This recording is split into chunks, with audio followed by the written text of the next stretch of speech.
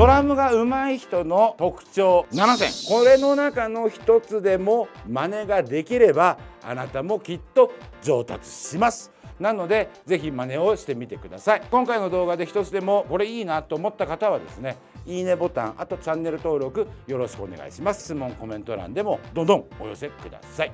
ドラムが上手い人の特徴7選、その1、手首が脱力している。手首が脱力している。あとは肩に力が入ってない。なのでまず手首の脱力なんですけど、ドラムって叩くっていう印象がすごい強いと思うんだけど、楽器だから別に叩いてないのよ。演奏してるので、演奏する時に例えばよ、ハイハットをうやーこの野郎この野郎この野郎この野郎って叩いたら、これ楽器としていい音しないのよ。なんで手首を軽く使って演奏してみてください。小太鼓もタムもシンバルも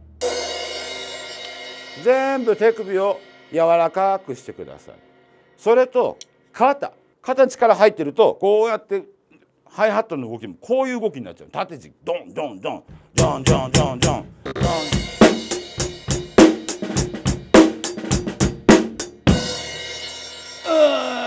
てなるので、肩の力をなるべく抜いてください。上手い人の特徴その1は手首が柔らかい。で肩がすごく脱力している。なので抜けている抜けている。まずこれを意識してみてください。ドラムが上手い人の特徴7選、その2、重心がぶれてない。重心がぶれないのはどういうことかっていうと、左右にぶれない。左右ってこうよ、右左って体がこう、あとはどっちかにこうやって傾いてるとかね。例えば右手力んじゃって、さっきの話もそうだけど、右手硬くて力んじゃってる人って右肩上がんのよ。どういうことかというと、いや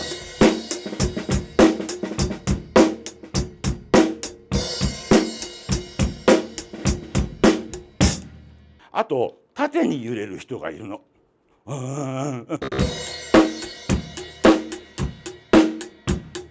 縦に揺れる人も結局手首が硬いのよ。腕も硬くてなってるので、重心しっかりと安定させる。左右にぶれない、縦に飛ばない、そんなイメージなので、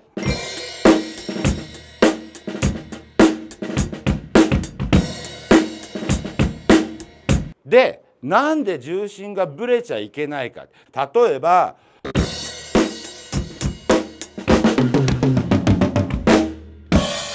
みたいな、これって全部無駄な動きなの。これをやっちゃうと、ここの時の自分の感情でリズムがドゥビドゥビドゥビって速くなっちゃう。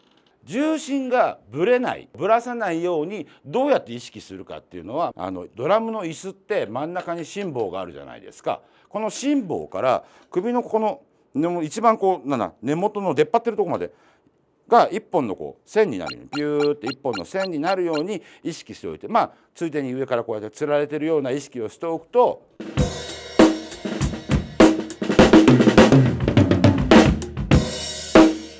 どんな動きになってもここの線はねぶれないと思うのよね。なのでこの線がぶれなければ状態が前後左右上下いかないと思います。試してみてください。ドラムが上手い人の特徴7選、その3、ドラムがダンス製造機だと理解している。これどういうことかというと、コンサートに行ったと思ってください。あなたがコンサートに行きました。好きなアーティストですって、袖からアーティストが出てきました。キャーわーってなって曲がブーンと始まりました。そしたらわーからこうやってイエーイエーメンイエーイってなるじゃん。その時に私たちは好きな音楽を聴くときは大体、立ってても座っててもこうやって足がこうやって動いてるんだよ。これダンスじゃない。ダンスの基本ってステップじゃない。それに対して裏拍、ドラム的に言うとバックビート、裏拍のところにこうやってスネアが2拍目4拍目で手拍子打つわけじゃん。これで曲の最初から最後までイエーイって楽しい気持ちがドラムでしょ。そのままドラムなの。要は人が動く仕草そのものがドラムなわけよ。ステップステップステップ、これでもうすでにバスドラムとハイハットで音楽になってるわけ。これがドラムなの。これに対してクラップをイエーイえいえいってやるやん。それが左足と一緒なんだけど歩いてるから、これが小太鼓。唯一楽的なのは右手だけ。右手はライトでやるとこれで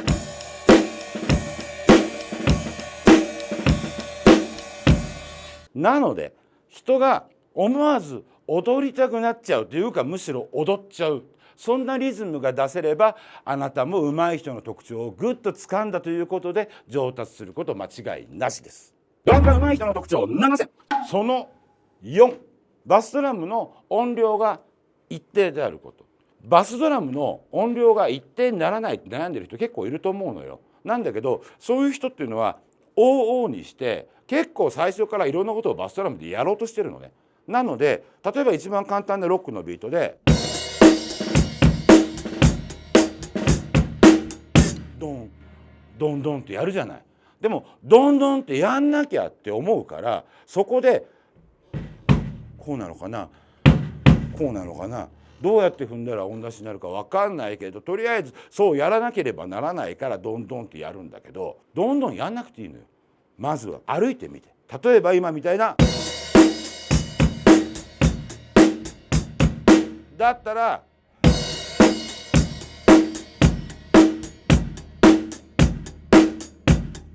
音量を一定にどうやってやるか、それはまずは歩いてしっかりと右左右左、普段歩くのと同じように同じテンポで右左右左で歩いていくとバスドラムは自然に音量が一定になってきます。ぜひ試してみてください。ドラムが上手い人の特徴7選。その5、スネアドラムの音量が常に一定です。バックビートに関してはね、それをどういうふうにやるか、左のスティックを逆に持ってみてください。これでずっと手首だけで真ん中叩いてみてください。どういうことか、これでチップの方でやると細かい動きはできるんだけど、ちょっと外しちゃったり、音変わんのよ。ちょっと打点からずれると。それとバックビートの音量が小さくて悩んでる人って結構いるのね。なので思い切って逆側に持ってください。逆に持って真ん中めがけて、多少ずれても手首だけで音量稼げるので。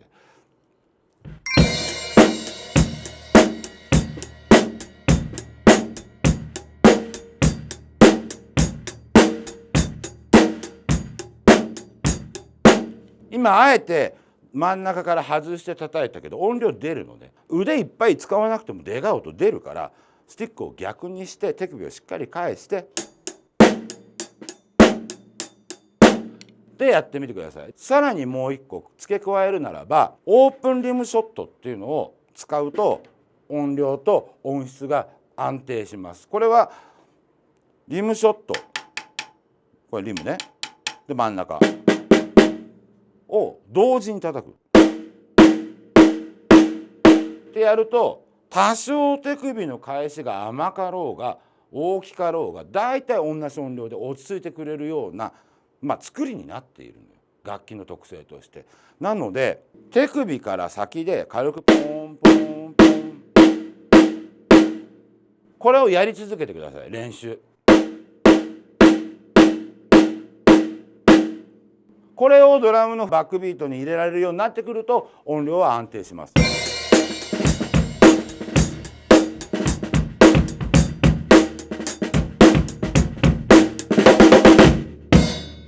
こんな感じです。左手まずスティック逆に持つ。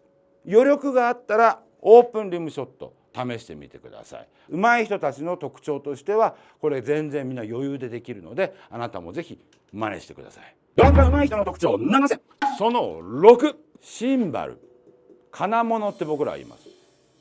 シンバル金物、音が小さめ。ドラム最近始めてなんかうるさいって言われるのよね。部活でやったりとか、社会人でみんなで合わせても、ちょっとごめんドラム音下げてくんないって言われることがあります。よくあります。それの原因の1位はシンバルの音がでかいのよ。フリャーってやっちゃうわけ。一番最初に言いましたけど、ドラム叩くって言うけど、ドラムは演奏するものだ。本当は叩いてはいけませんだろ。俺自分の楽器だから嫌だけど、うりゃバーンってやったらシンバル割れんのよ。それ叩いてるからなの。割っちゃダメね。力でバーンっていくんじゃないの。上手い人はシンバル柔らかいの。シンバルだけ叩いてみると、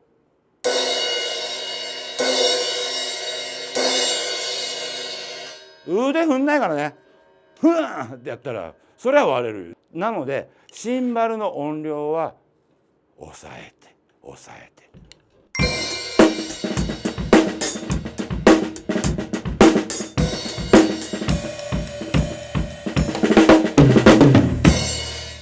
シンバルは抑える巻くもの、バスドラム、スネア、タム、フロアタム、巻くものって言うんだけど、金物は小さく、巻くものは大きく。これはいつも意識してください。全然音量バランス違うので、とにかくシンバル力任せに引っ叩かないこと。なので金物は小さく優しくを必ずどんな音楽でも意識して演奏してみてください。ドラムが上手い人の特徴7選。その7、なんだと思います？ですね、音楽をいっぱい聴いている。それもじゃ大事。それも7選の前に、ドラム好きの前に音楽好きであれって話は僕はよくしてるんだけど、そこじゃないのよ。今日のポイントはドラムが上手い人の特徴として、これが一番、性格がいい。なるほど。絶対に人のを悪く言わないね。時間には遅刻しない、挨拶大きな声でできるね。みんなのことを考えて、自分がじゃなくていいグルーヴを出すことに専念できるね。で大体ギタリストとかね、お前こういうふうに叩いてよって言いがちなの。なんなら集団リンチみたいにドラマーがいじめられることって結構あるので、その時に笑顔で「あ、はいはい」って言いながら、そのオーダーに応えてあげているふりができるかどうか。カチンとして「うっせおめえこの野郎」ってなっちゃうと、いや俺はこう思うんだよねっつって喧嘩になるじゃない。大体バンドそうやって解散していくだろうけど、とはいえだよ、まずは相手の話が「あ、そうだな、それもそうかもしんないな、じゃあこうしてみようか」ぐらい言える心の余裕。ちゃんと自分もあるけど相手も立てられる。そういうとこよ結局。そう一緒に演奏する人って同じステージに立つわけじゃない。同じ録音物になる場合もあるし、そこで「この野郎なってやってたらお客さんに伝わっちゃうわけ、そもそもが。なので自分の意思は自分の意思で、みんな自分の意思持ってるわけだ。それでこういうでもああでもねって話になった時に、うまく全体をふわっとまとめられれば人間関係が深まるので、ドラムっていうのはコミュニケーションツールなのよ。誰かと一緒に何かをするための、コミュニケーションを取るための一つのツールだと思っているので、人に好かれることっていうのがドラマーにとってはもう一番の大事なところだと思うので、これを肝に銘じて私たちは明日から生きていきましょう。以上がドラムが上手い人の特徴7選でした。ではまた。